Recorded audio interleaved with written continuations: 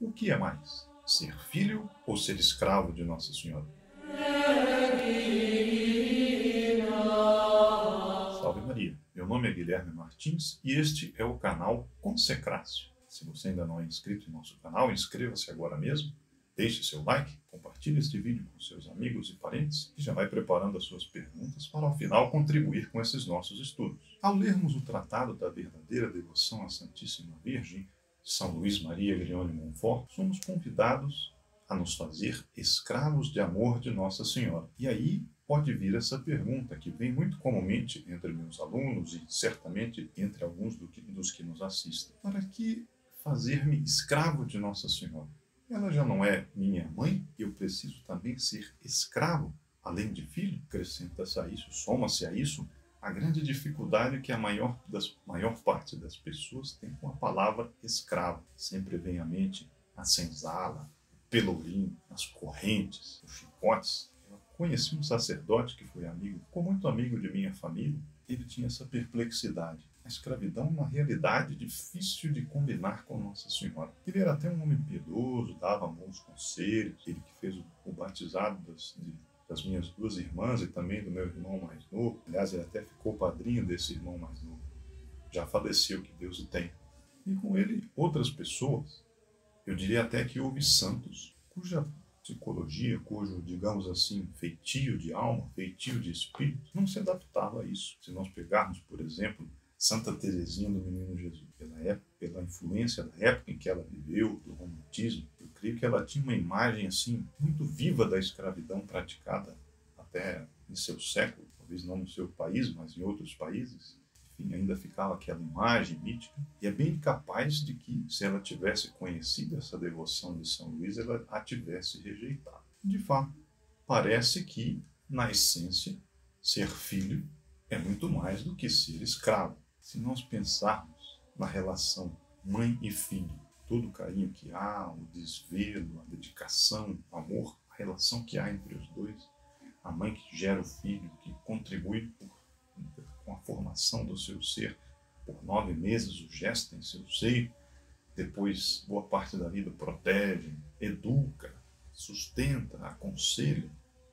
E se nós subirmos da criação até o Criador, até a Santíssima Trindade, ver que ali há o Filho de Deus. Nada há de mais alto nisso, como eu vou comparar então a escravidão à filiação. Isso do lado do filho. Se nós voltarmos do outro lado as vistas para o escravo, qual a imagem comum que nos vem à mente? Exatamente aquela que causa as incompreensões. Nós brasileiros, em boa medida, temos sangue de escravos. Alguns terão sangue também de donos de escravos. Pensar em alguém que seja dono de outro, e pior, em alguém que seja propriedade de um outro, é bastante duro. Aqui no Brasil, na cristandade em geral, isso não vigorou, mas na antiguidade, o dono tinha direito de vida e de morte sobre o escravo. O escravo não podia nada sem a permissão do dono, não podia se casar, por exemplo. Ele era uma propriedade do dono, não tinha autonomia. A igreja conseguiu, a duras penas, mitigar a situação do escravo quando, na Renascença, voltou aquela avidez de lucro a qualquer preço que fez renascer a escravidão. Nós sabemos que na Idade Média a igreja foi mitigando até extirpar a escravidão. O servo da gleba, pelas condições da época, que não era escravo, a igreja eliminou a escravidão da cristandade. Só com a Renascença, após o final da Idade Média, com a decadência espiritual que houve na cristandade, foi que essa avidez de lucros a qualquer preço e essa indiferença pelo bem do próximo, aquele amor do próximo que nosso Senhor Jesus Cristo trouxe à Terra, vencendo o paganismo, na Renascença isso ressurgiu. A Igreja novamente aplicou todo o seu esforço em pelo menos mitigar essa situação. E o que ainda ajuda a complicar todo esse panorama são os filmes e as novelas que influenciaram, que ainda influenciam as gerações atuais. Nem sempre, como nós sabemos, eles contam a verdade histórica. Às vezes exageram e generalizam fatos que realmente aconteceram, mas que são generalizados, são aplicados a todas as situações e nós ficamos confusos. Isso é história, isso não é história. E o que ajuda a criar em nós, em nosso subconsciente, essa imagem que é mesmo muito ruim da situação do escravo. Isso, obviamente, muitas vezes, em nível de subconsciente, nos atrapalha a entendermos essa devoção que o santo, esse grande devoto de Nossa Senhora, São Luís Grignon de Montfort, nos ensina. E agora vamos adotar o método de São Tomás de Aquino, sed contra. Defendemos primeiro uma posição, agora vamos inverter a situação, vamos ver se conseguimos. Como dizia São Tomás, sed contra, pelo contrário, entretanto, se nós estudarmos sem prevenção o que São Luís nos ensina, vamos ver que há belezas imensas aí. É claro que o santo toma a expressão no seu sentido todo espiritual. Ele extrai a essência do que seja a escravidão e aplica à realidade sobrenatural. Qual é essa essência? O escravo é aquele que pertence inteiramente a outrem. É a total alienação com que Karl Marx e os comunistas tanto se enfurecem. Esse pertencer inteiramente é a chave para nós entendermos essa devoção. Como está dito na fórmula da consagração. Para os que já se consagraram, para os que já leram o tratado até o fim. Se não leram, basta procurarem a fórmula que vão encontrar esse trecho. É, digamos assim, a parte central. É exatamente essa doação que nós fazemos a Nossa Senhora. Nos diz a fórmula: entrego-vos a Nossa Senhora, a pessoa entrega a Nossa Senhora, entrego-vos e consagro-vos na qualidade de escravo, meu corpo e minha alma, meus bens interiores e exteriores, e até o valor de minhas obras, de minhas boas obras passadas, presentes e futuras, deixando a Nossa Senhora direito pleno e inteiro de dispor de mim e de tudo que me pertence, sem exceção, a vosso gosto, para a maior glória de Deus, no tempo e na eternidade. E a gente se pergunta, pode haver consagração mais radical, mais total que essa?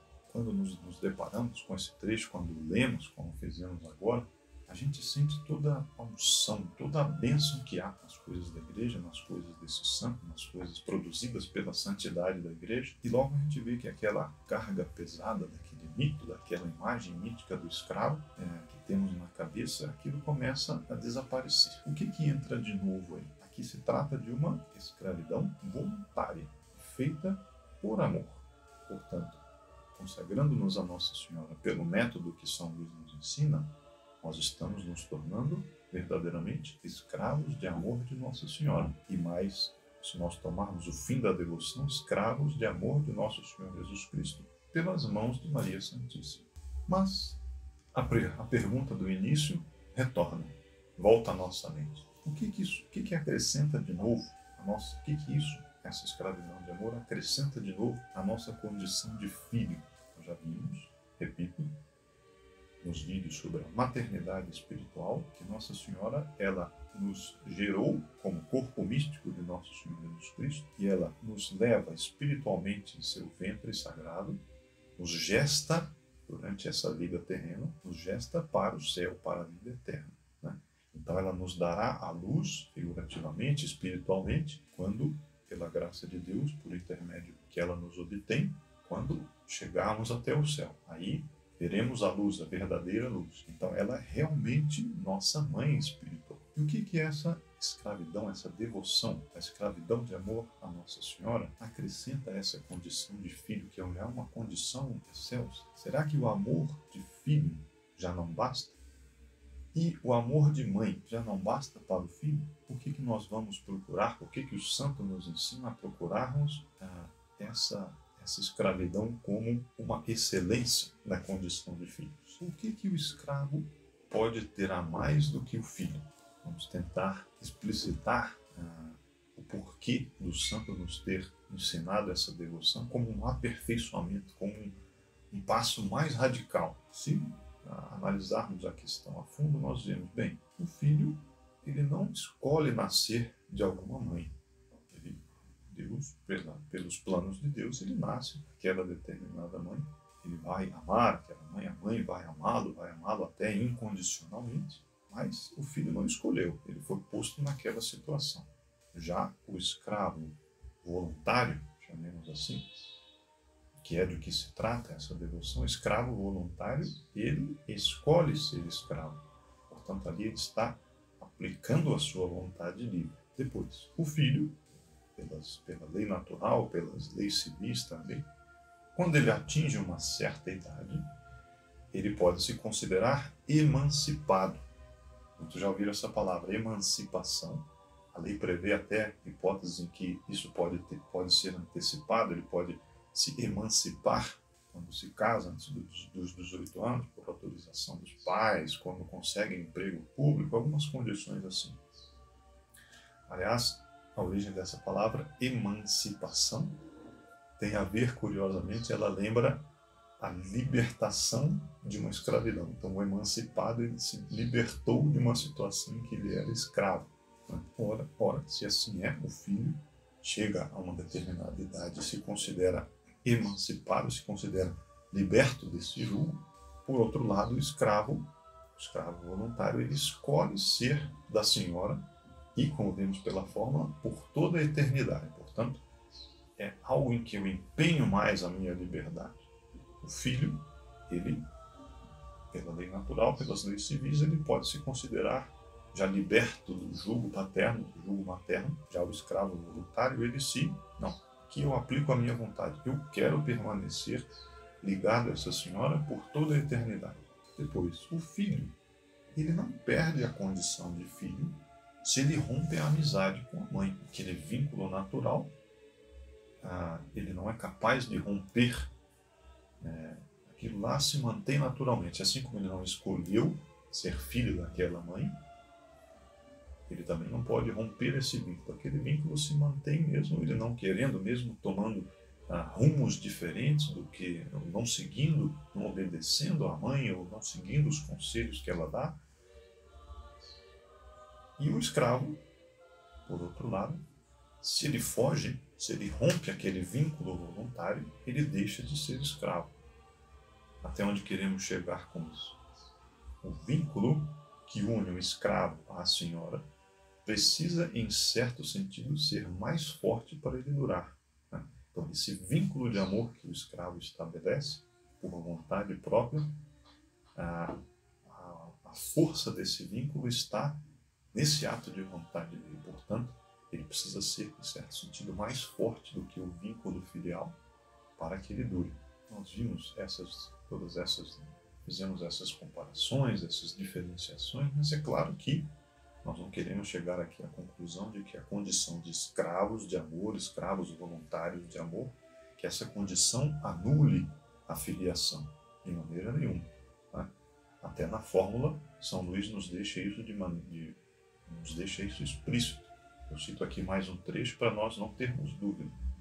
É mais para o final da consagração, se dirigindo a Nossa Senhora, ele diz: ó Mãe de Misericórdia, concedei-me a graça de obter a verdadeira sabedoria de Deus e de colocar-me para este fim no número daqueles a quem amais, ensinais, guiais, sustentais e protegeis como filhos e escravos vossos. Portanto, se vê claramente, está explicitado por São Luís, nós não renunciamos à qualidade de filho. Nós estamos somando como um passo a mais, como um passo de mais radicalidade na nossa devoção, como um empenho maior de nossa vontade, estamos somando essa qualidade de escravos.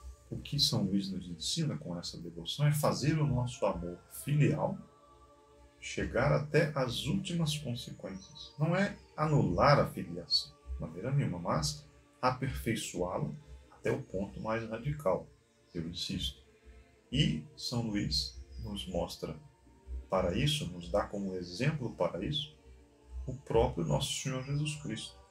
Já o início da fórmula deixa isso bem claro. É Nosso Senhor que nos dá o exemplo, ele se fazendo escravo de Nossa Senhora. Mas como assim? Ele escolheu ser filho, ele também é escravo? Como é que isso funciona? Exatamente, se nós voltarmos um pouco atrás, naquela primeira distinção que fizemos, o filho não escolhe a mãe de quem nasce. Ele vai naturalmente, como pelos planos de Deus, ele é filho daquela mãe. Ora, podemos dizer que Nosso Senhor, enquanto Deus, escolheu a sua própria mãe. preparou-a, inclusive, como nós já dissemos em outras ocasiões. Ele foi o único filho que pôde preparar a própria mãe do modo como ele quis. Imagina que mãe é essa, né?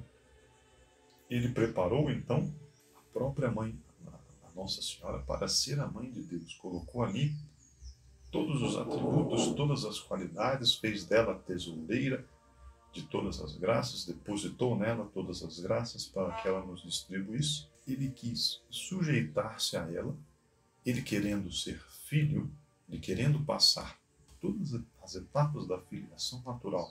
Se ele quisesse, por exemplo, vir como Adão veio à Terra, já na idade madura, Deus o criou, ele não foi criança, não esteve no ventre da mãe, já chegou, pai da humanidade, assim Eva também.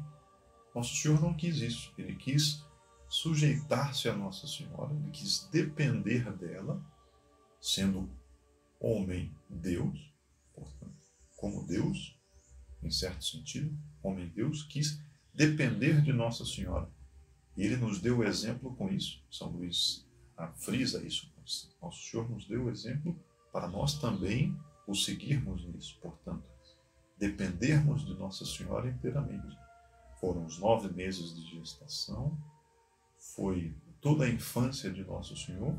Nós não podemos, não devemos imaginar, então, Nosso Senhor com toda a autonomia, crescendo sozinho, educando-se sozinho, não precisando de alimentação, não. Nosso Senhor quis fazer-se semelhante a nós, exceto no pecado, evidentemente. Então, Nossa Senhora o nutria, Nossa Senhora o educava, diz a Sagrada Escritura que ele crescia em idade, sabedoria e graça diante de Deus e diante dos homens. E até na casa de Nazaré, nós vemos essa curiosa inversão, porque ali nós temos Nosso Senhor Jesus Cristo, homem de Deus, Nossa Senhora, Mãe de Deus, e São José, né? Pai por atribuição de Nosso Senhor Jesus Cristo. Pai nutrício, o custódio da Sagrada Família. São José era o chefe da família natural, mas era o menor de todos. E, no entanto, Nosso Senhor Jesus Cristo, homem de Deus, quis obedecer a Nossa Senhora, quis estar sujeito a ela, todas as fases de sua vida.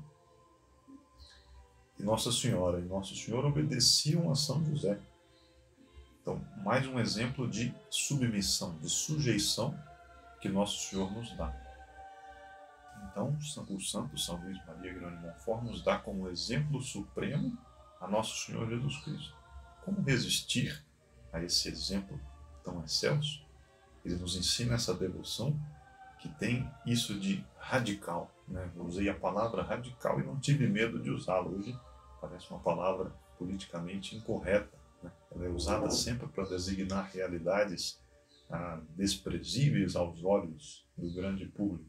Mas o que é ser radical? Radical, nós tomamos aqui, claro, a palavra no seu sentido próprio. Aquilo que tem raiz, que desce ao mais profundo e fixa, como a raiz na terra, ela fixa nesse mais profundo para dar equilíbrio ao que? Aquela árvore a quem ela sustenta, né? Imagina uma árvore imensa, se imaginarmos aquelas árvores que não temos aqui, as sequoias dos Estados Unidos, que chegam, dizem até 100 metros de altura, que se pode fazer quase que um viaduto por baixo dela, no meio do tronco dela. Qual o tamanho daquela raiz? Ela precisa ser profundíssima e fortíssima para sustentar uma árvore daquele tamanho. Assim também, essa devoção que o santo nos ensina, ela vai ao mais profundo. Portanto, ela é capaz de sustentar, ou de fundamentar um amor à Nossa Senhora que pode crescer muito mais em intensidade, em tamanho, em duração, né? Essa intenção do santo com essa doação total, essa consagração total da pessoa, de toda a sua vontade, de todos os seus bens, de toda a sua vida, é para possibilitar que o amor cresça, cresça, cresça mais e mais e mais até o céu e durante toda a eternidade, como ele nos diz, para formarmos como escravos de Nossa Senhora, por assim dizer, na corte celeste, formarmos um grupo especial, uma corte especial de Nossa Senhora. Portanto, Esse caráter radical dessa devoção que o santo nos ensina não nos deve causar espanto. Pelo contrário, nos deve atrair. Esse amor radical que nós queremos ter por Nossa Senhora, que São Luís nos ensina, é aquele amor que vai até o ponto último que o ser amado merece. E Nossa Senhora, como nos diz a ladainha, uma das invocações da ladainha, Mater Amabilis, a Mãe Amável, é o ser que merece o maior amor depois de Deus. Se nós devemos amar a Deus sobre todas as coisas, como nos diz o primeiro mandamento, o maior dos mandamentos, o que fundamenta toda a nossa vida espiritual, nós devemos amar todas as coisas, amar a Deus sobre todas as coisas, e amar todas as coisas na medida em que elas nos conduzam a Deus e no grau que elas devam ser amadas. Eu devo amar a minha mãe, meus pais, evidentemente, os meus próximos, evidentemente, mas por amor a Deus. E aquele ser que Deus colocou como para ser o mais amado, a criatura mais amada, antes de nosso Senhor Jesus Cristo, evidentemente, quem foi? Foi exatamente Nossa Senhora. Ela ocupa o primeiro lugar entre todas as criaturas, a ela que devemos o maior dos amores. Né? Sabemos que a Deus nós damos o chamado culto de latria, de adoração. Aos santos nós damos o culto de dulia. Né? Agora, a Nossa Senhora, essa dulia é amplificada, é a hiperdulia, porque ela é a primeira de todas. Né? Ela está entre nós e Deus. Deus é infinito, nós somos finitos, e Nossa Senhora faz essa ponte. Ela é uma mera criatura, evidentemente, mas ela é incomensurável. Deus a colocou num ponto da criação, fazendo o contato, claro, entre nosso Senhor Jesus Cristo, o homem-Deus, e a criação. Nossa Senhora é a mãe do homem-Deus, é a mãe de Deus, portanto. Ela toca, como diz, acho que diz São Tomás, ela toca nos confins da divindade.